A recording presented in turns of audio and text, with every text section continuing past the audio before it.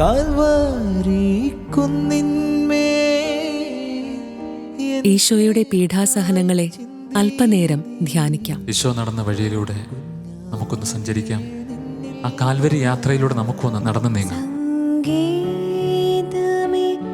എനിക്കാനന്ദമേ, നിന്നിൽ ചാരിടുന്നവർക്ക് ആശ്വാസമേ.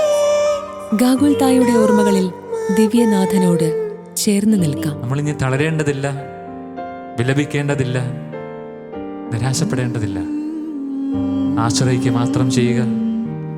നമുക്കൊരു രക്ഷകൻ, രാജാവുണ്ട്, മരണത്തെയും പാപത്തെയും തോൽപ്പിച്ചവൻ. ഓർമ്മയിലൊരു ഗാഗുൽത്ത.